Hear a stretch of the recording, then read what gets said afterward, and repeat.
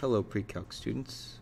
Today we are going over Unit 9.1 on sequences. So a sequence is going to be an ordered progression of numbers. And the visual vocabulary is going to be 2, 7, 12, and 17. And so just an ordered progression of numbers. Notice this is not for all sequences, but this sequence, it increases by 5 each time. A finite sequence has a certain number of terms.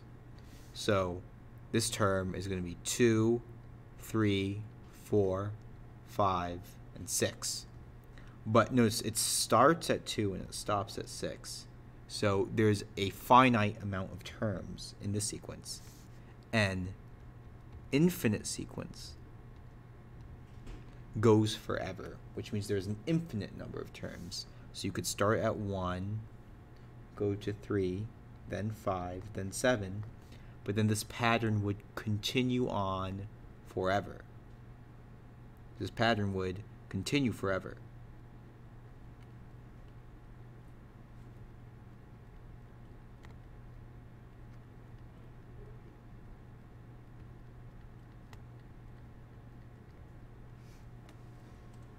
All right. So the pattern will continue forever. And if you look right here, you can find if this is the first term, this is the second term, this is the third term, you could find the nth term that could be described as 2n minus 1. All right. In a recursive rule,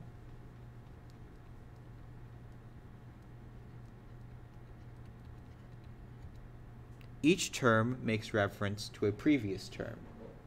So, for example, if the first term is 3, then the next term could be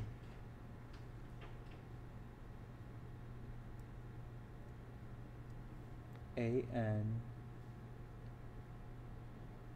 is equal to an minus 1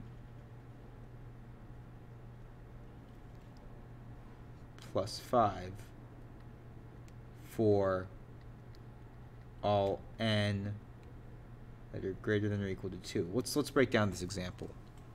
So in this case, the first term would be 3. So a1 would be equal to 3, and a2 would be equal to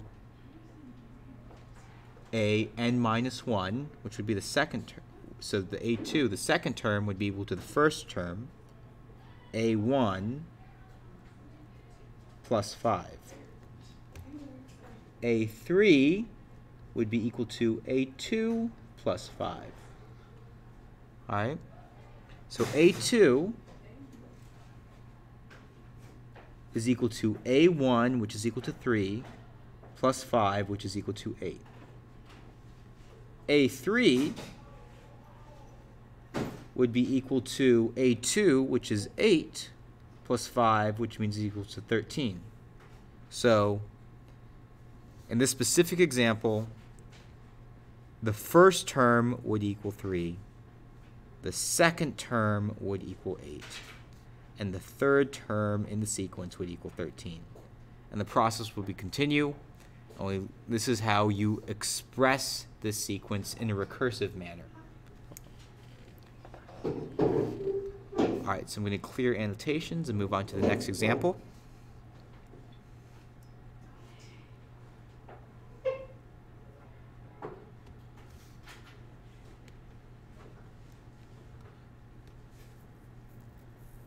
All right. An explicit rule is going to make reference to the first term. So that's an explicit rule. Let me change my settings, my viewing settings here.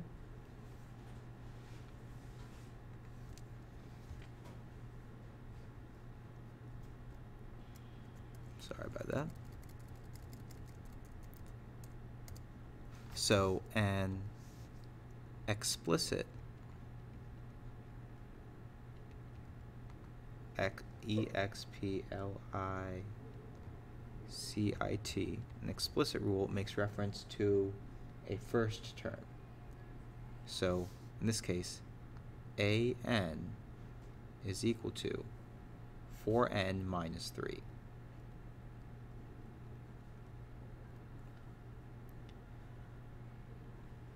So this is just the whole idea is that you to find the nth term, plug in n.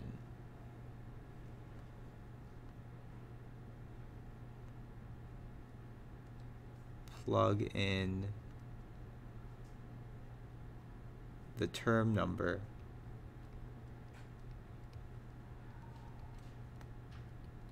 for n.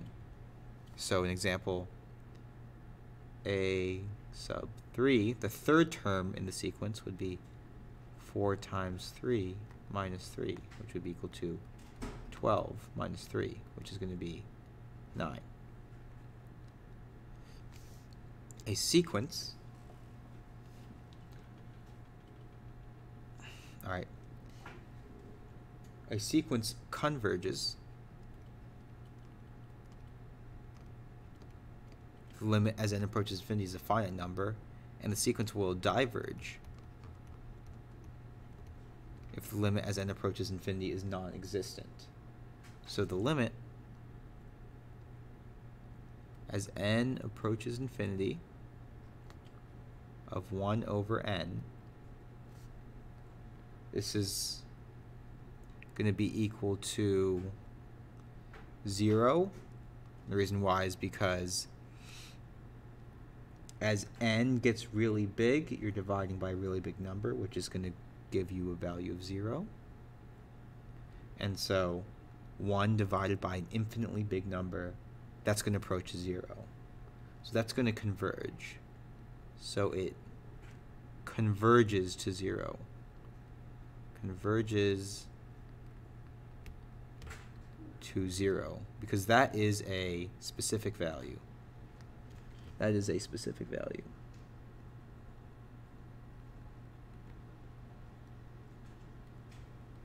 Let's look at an example of divergence. The limit as n approaches infinity of 2 to the n. This is going to diverge. So because the limit as n approaches infinity of 2 to the n, that's going to be equal to infinity, because 2 to the infinity is just going to keep on getting bigger. It's going to diverge, so this will diverge.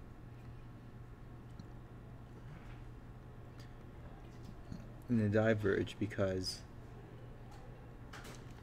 as n approaches infinity, the function just gets bigger and bigger and bigger.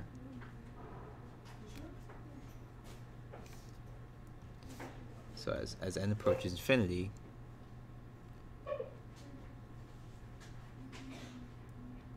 the sequence just gets larger.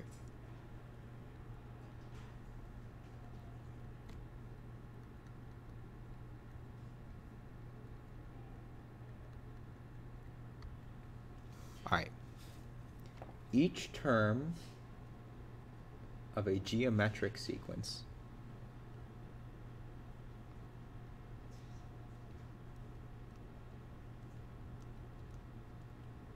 can be determined using a common ratio.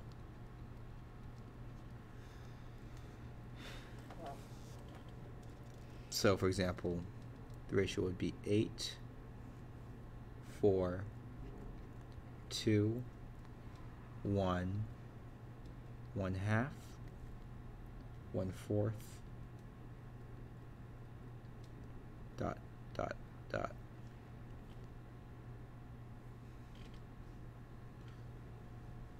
So what's the deal here? Well, the common ratio is an over an minus 1. So remember, this is a1, a2, a3, a4, a5, a6, and the common ratio, this is going to be an over an minus 1, which means a term divided by the term below it. So, for example, 4 over 8, you could do a2 over a1, so that's 4 over 8, which is 0.5. We could also do a 4 over a3, 1 over 2, which is also equal to 0.5. So that's your common ratio. So that's for a geometric sequence.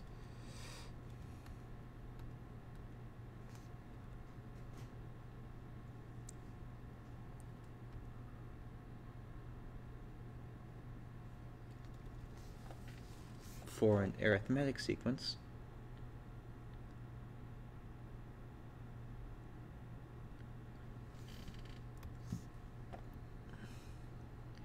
an arithmetic sequence can be determined using a common difference. So, with a common difference,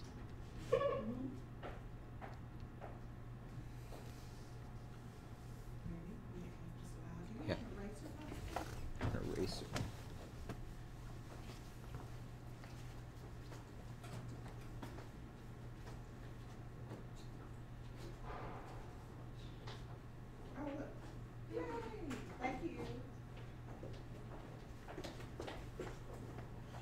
Find the common difference. Sorry about that. So this example of an arithmetic sequence: 1, 5, 9, 13, 17. And the common difference is going to be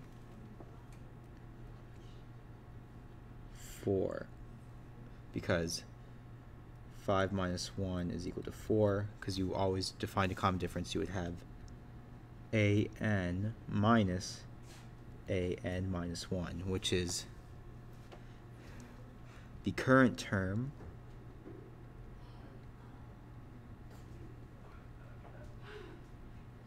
minus the previous term.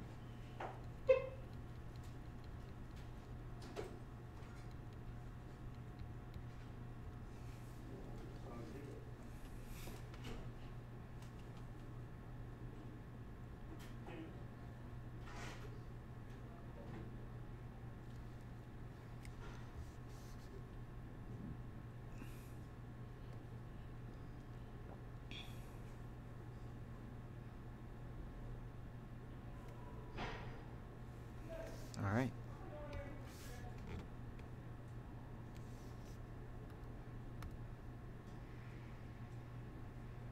So let's break down arithmetic sequences.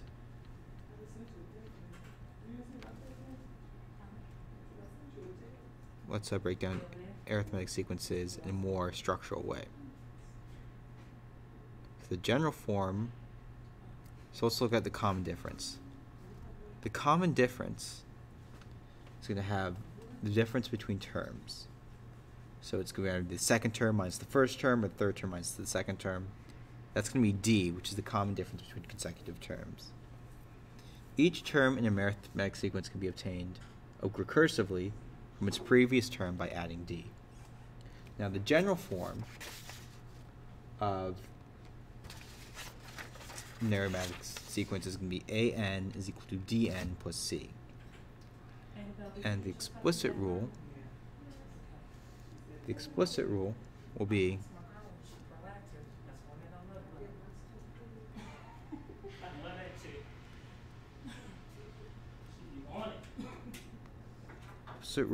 equal to c is equal to a1 minus d. all right, where A1 is the first term,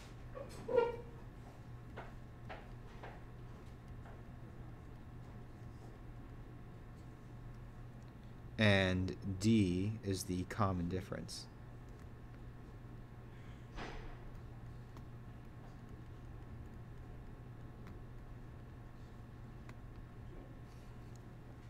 So AN is equal to DN plus C,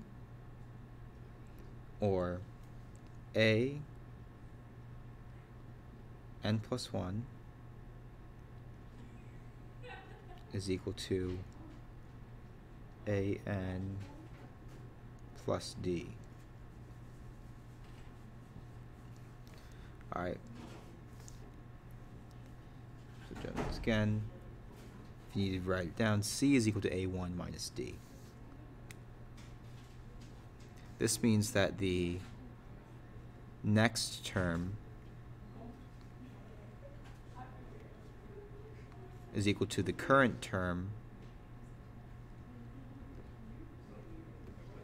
plus the common difference.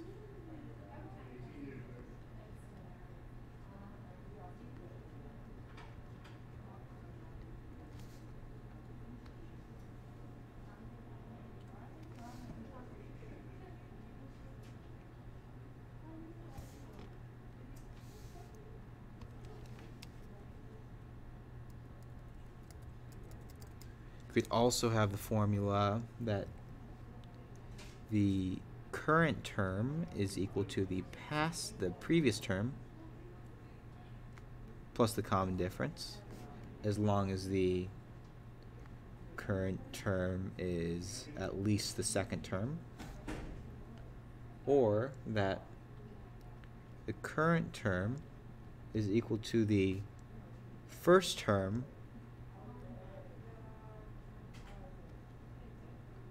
plus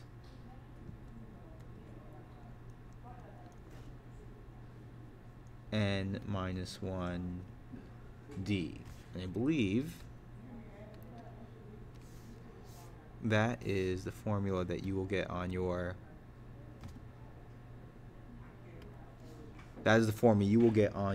formula sheet for the final exam. A1 plus n minus 1d. So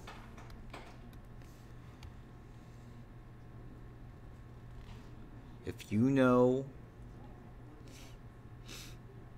the first term and one less than the current term, you can find with the common difference. You can find the first term plus the 1 minus the current term number times the common difference. So defining a sequence explicitly.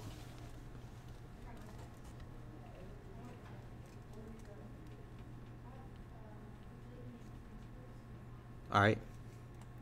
Find the first 6 terms of the 100th term of the sequence defined by the conditions b1 is equal to -3 and bn plus 1 is equal to bn plus 10 when n is greater than 1. So b1 is equal to -3. That's b sub 1.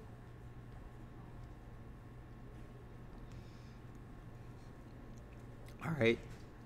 And then that means that what this means is that the next term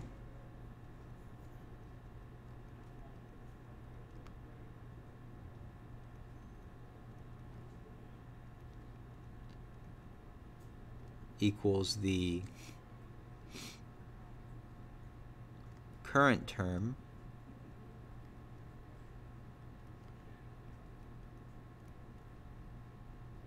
plus 10. So the next term, b2, is equal to the current term, -3 plus 10. So -3 plus 10 is going to be -3 plus 10. That's going to be 7. B3, the next term, B3, is equal to the current term, 7, plus 10, 17. All right. B4, 27. B5, 37. B6, 47. So now we need to find B100. Find B sub 100. Well, let's use the formula.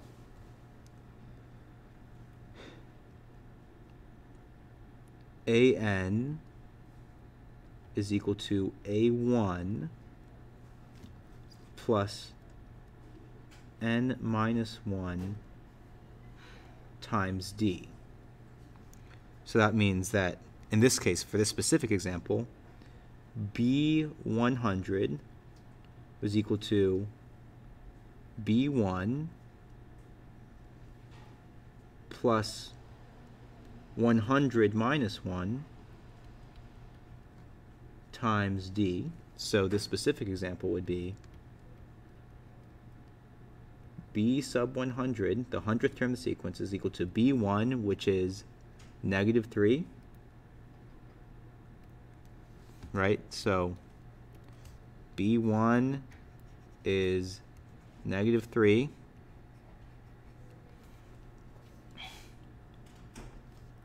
plus 100 minus 1, which is 99,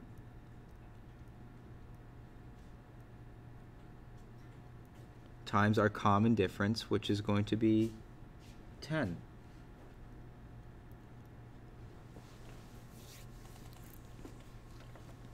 And so then we can take 99 times 100. It's going to be,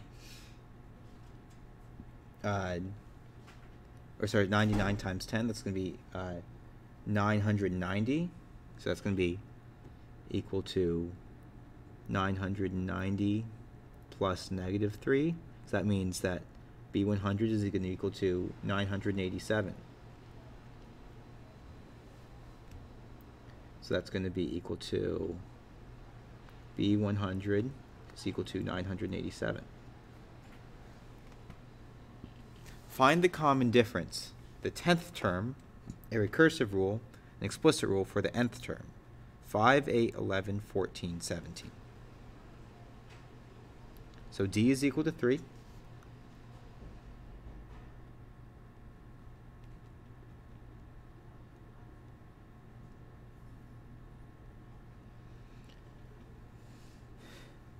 And that's the reason why D is equal to 3 is because 5 plus 3 equals 8, plus 3 equals 11, plus 3 equals 14, plus 3 equals 17. So D is equal to 3. All right? So that is the common difference. The 10th term, so A10, well, for B, the 10th term, so this is the common difference, is going to be A. The 10th term is going to be B. B, the 10th term,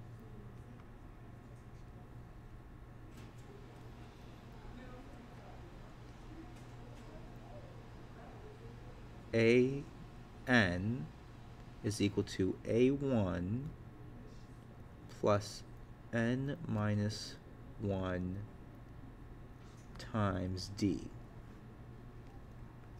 A10 is equal to A1, which is 5. Remember, that's A1 right there. Plus 5 minus 1 times D. Or sorry, 10 minus 1, which is going to be 9. 10 minus 1 times the common difference, which is 3. So 10 minus 1 is 9. 9 times 3 is 27. And 27 plus 5 is 32. This becomes A10 is equal to 32, because that's equal to 5 plus 9 times 3 is 27. So A10 is equal to 32. D is equal to 3. All right, the recursive rule, C, is that when A1 equals 5, AN is equal to AN minus 1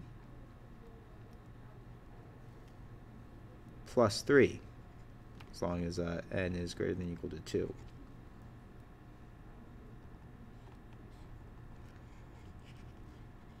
That's the recursive rule.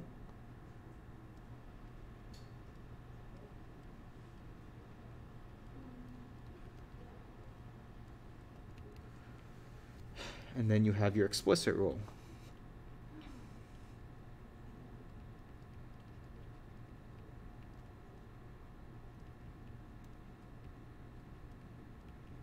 Which we've already stated that AN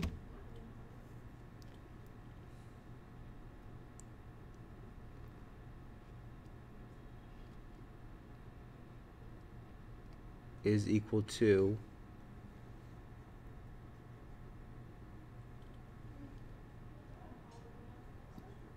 a 3n plus 2. So we can say it's A1 plus n minus 1 times d. Well, in this case, AN is going to be equal to A1 is 5 plus n minus 1 times d. So that's going to be times n minus 1 times d is 3.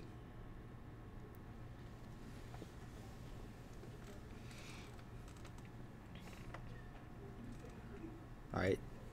Your also alternate explicit rule is if instead of you want to have n instead of n minus 1, you can subtract 3 and have an, you could also say, is equal to 2 plus 3n. So I can add 3 and get rid of the n minus 1. So this is what I want you to think. So why are these both true?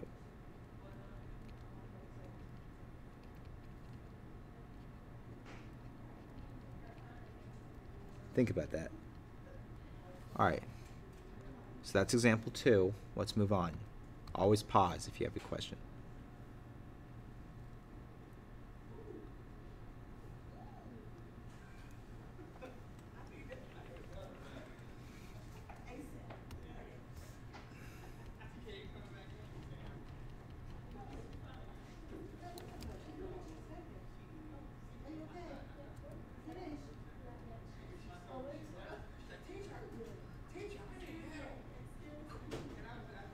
The geometric sequences. Geometric series have common ratios between consecutive terms. So the common ratio that could be A2 over A1, or A3 over A2, or just in general, AN over AN minus 1. So as long as you know two terms in a geometric sequence, you can find the common ratio by, if you know the two consecutive terms, dividing by having the first term in the numerator and the second term in the denominator. So the general form of a geometric sequence is going to be AN is equal to A1 times R to the n minus 1 power. All right. The recursion formula means that any term in this recursive geometric sequence is AN is equal to AN minus 1 times R for all terms in the sequence where n is greater than or equal to 2.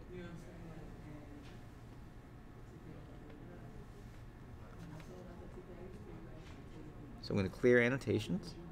But what all this is saying is that any term in a geometric sequence is equal to the previous term times the common ratio.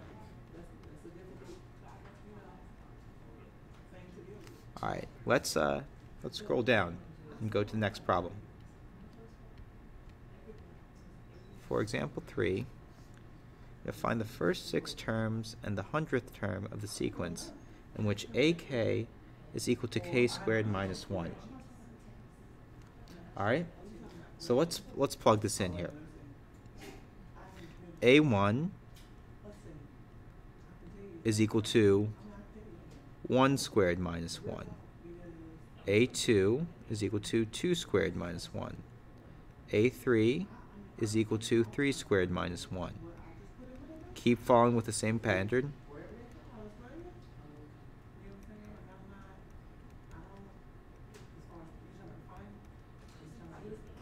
So let's label let's label this terms in the sequence. All right, 1 squared minus 1, that's going to be 0, 3, 8, 15, 24, 35. 1, 2, 3, 4, 5, 6. Now let's find the 100th term. A100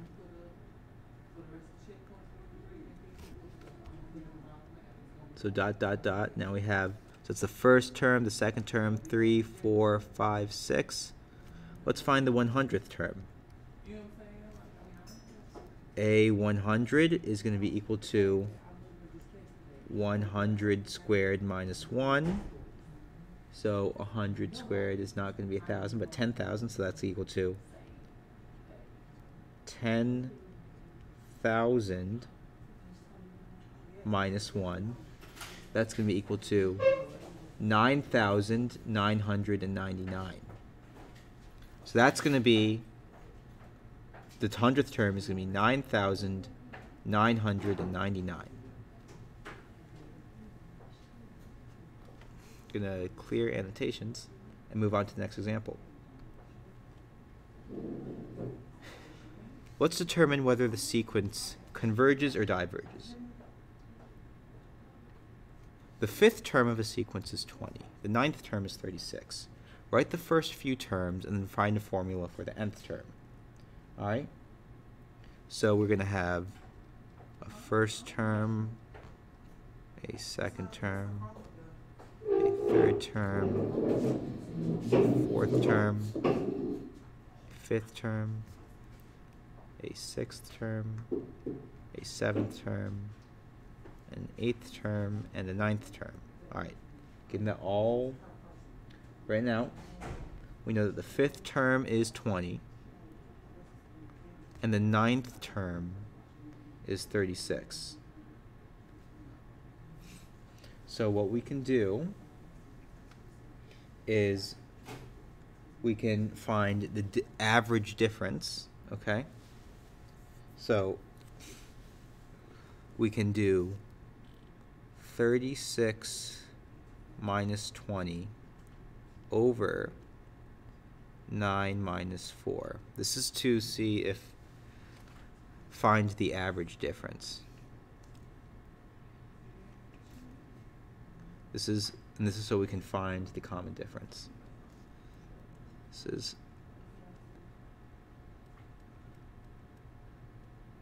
find the common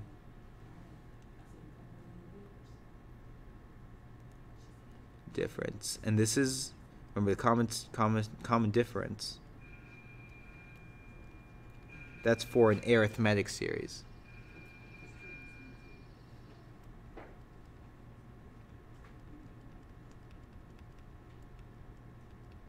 So that's going to be 16 over 4, which is equal to 4. So that would be equal to D, assuming that this is arithmetic.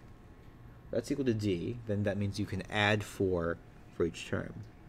24, 28, 32, 16, 12, 8, 4.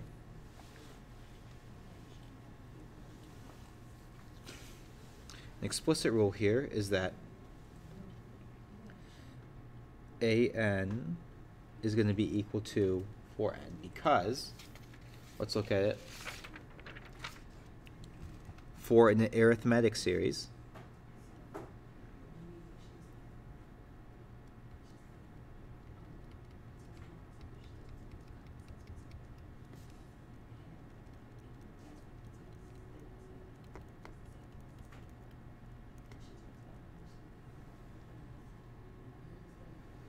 we can say that an equals a1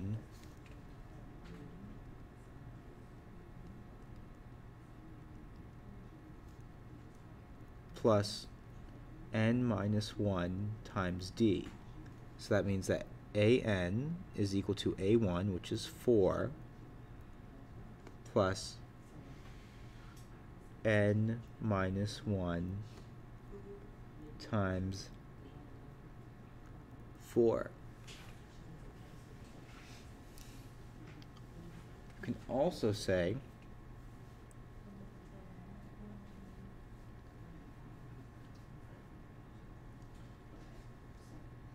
that an is just equal to 4n. So you can subtract 4 from each side and just say that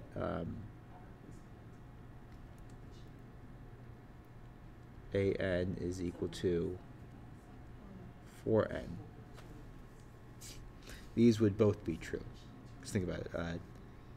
A1 would be equal to 4 times 1, or 4 plus 0 times 4. A2 would be 4 plus 1 times 4, or 4 times 2. Both would be 8.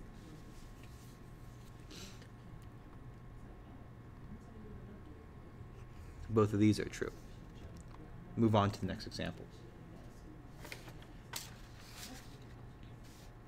Alright. Now we're going to determine convergence and divergence. Alright, so if this is going to converge because the limit as n approaches infinity of 1 over n, that's going to be 1 over infinity. So that's going to approach 0. So when you approach a 0, it's going to converge.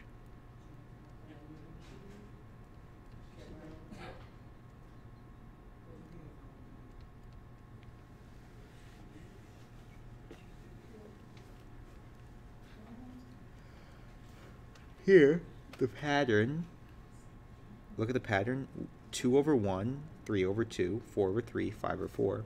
So the pattern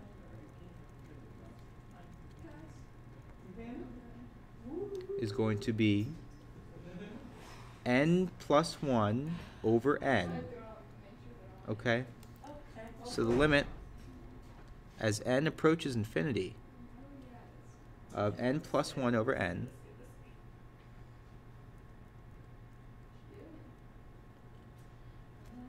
is going to be, if we think about it, the n's, the infinities are going to cancel each other out. So it's going to be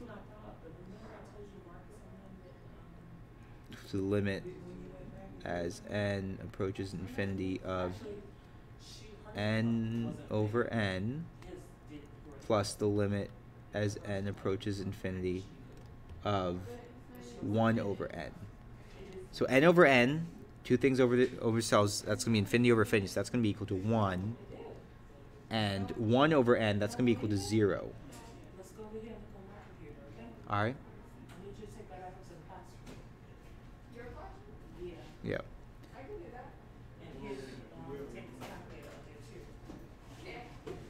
Alright. So that's going to be equal to 1. So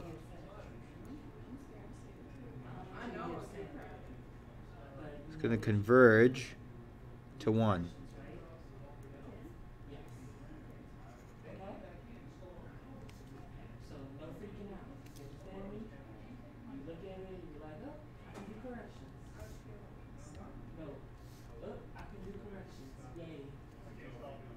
Alright.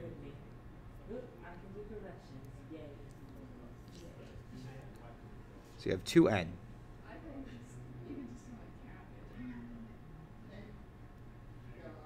2n. The limit as n approaches infinity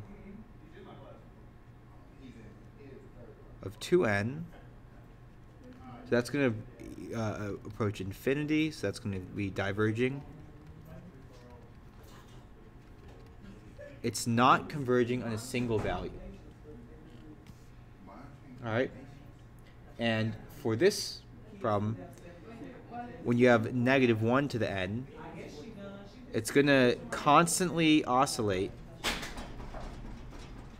It's going to oscillate OS CILL. It's going to oscillate between negative 1 and 1.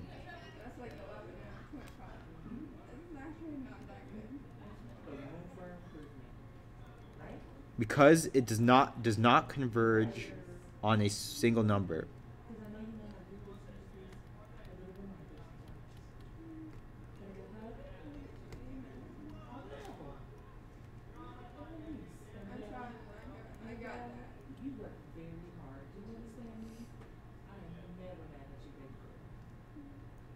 Alright, does not converge on a number, which means if it does not converge, it diverges.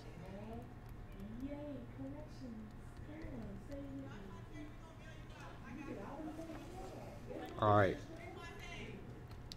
We're going to clear annotations.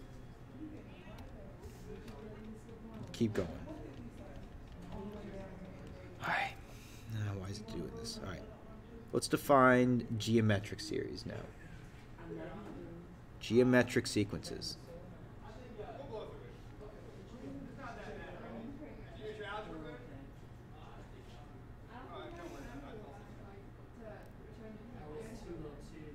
Alright. For example 6, for the following geometric sequences, find the common ratio, the 10th term, and a recursive rule for the nth term, and an explicit rule for the nth term. So r is equal to 6 over 3. 6 over 3 is equal to 2. So r is equal to 2. A10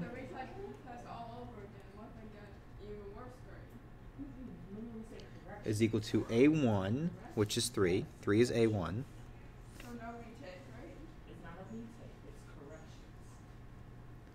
Times r, our common ratio. So let's find our common ratio. It's 2.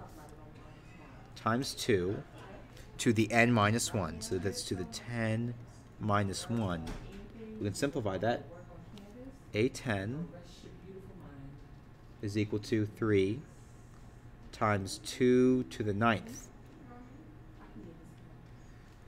A10 is equal to 3, and 2 to the 9th is 512. So that's going to be 3 times 512.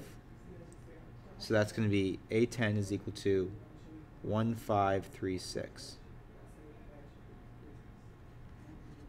1536, that's what it is.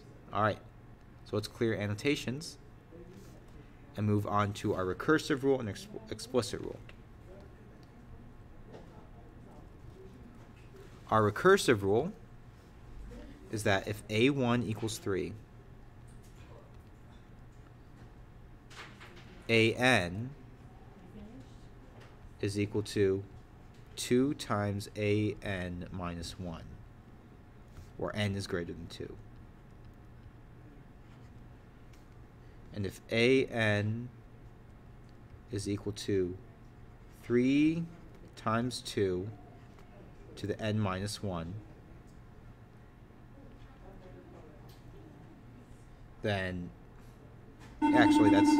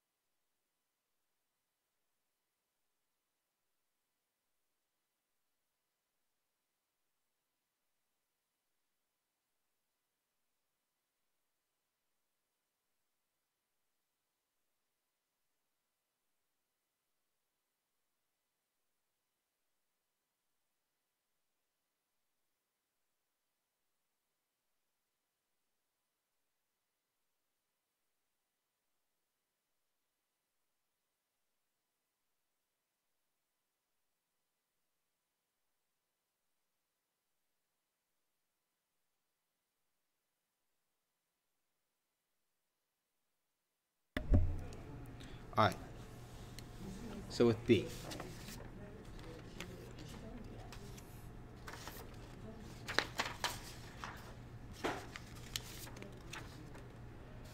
All right.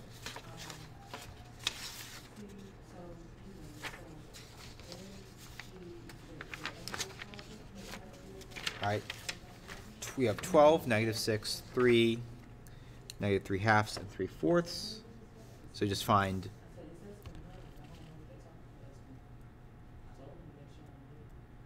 R. R is equal to -6 over 12, which is equal to -1/2. A10 is equal to 12 times R is -1/2 to the n minus 1.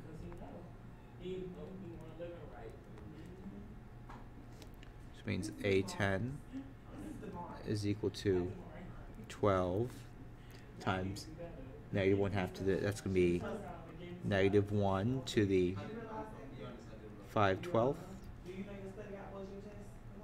Alright. I know you be doing that. You be doing that with the thing too. You be like, just read it, and then it's right there. I don't know why I didn't. So there's no retakes, right? Right. I'm gonna let you do corrections. Ain't no retake. You know what I mean? But I'm gonna let you, like, you can do stuff in your grade. Alright. Recursive rule. Yeah. Hold on. Third block.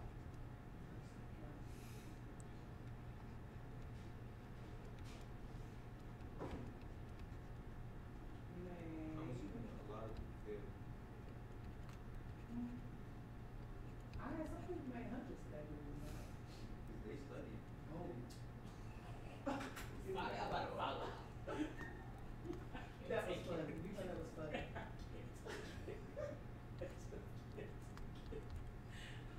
Alright. So we just, once we find our formula, you can plug it in. The recursive rule, once you find the first term,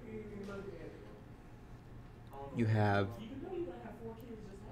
just an is equal to -1/2 times the previous term, because that's just r. Remember, that's equal to r. And the explicit rule is an is equal to the first term times r raised to the n minus 1 power.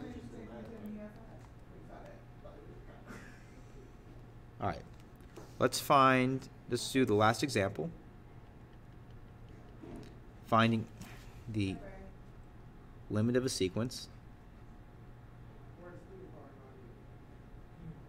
All right, determine whether the sequences converge or diverge. If it converges, please give the limit. So here you just find the limit as n approaches infinity.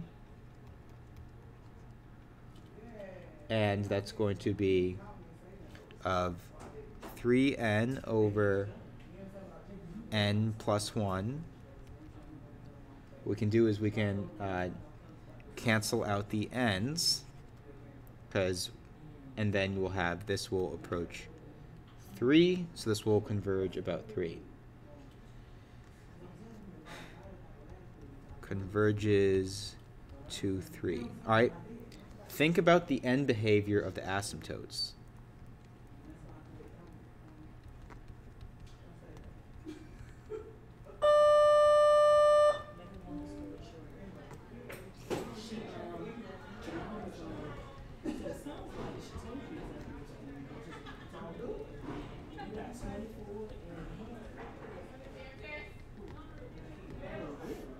All right. For B, the limit as n approaches infinity of 5n squared over n cubed, and we can, that's going to become insignificant as n approaches infinity. It's going to become the limit as n approaches infinity to 5 over n, which is going to be 5 over infinity, which is going to be 0. So it's gonna converge to 0.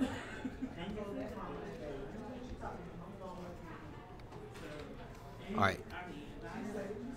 Last problem before I leave you is that the limit as n approaches infinity of n cubed over 2, that 2 is become irrelevant, is equal to, and that n is going to become irrelevant. This interruption. We have a van in the bus parking lot. CSI, Courtney Sales Incorporated, and your van needs to be moved so the buses can get into campus and off campus. Please remove your van immediately. Thank you so much. Right. And that's going to be the sequence diverges.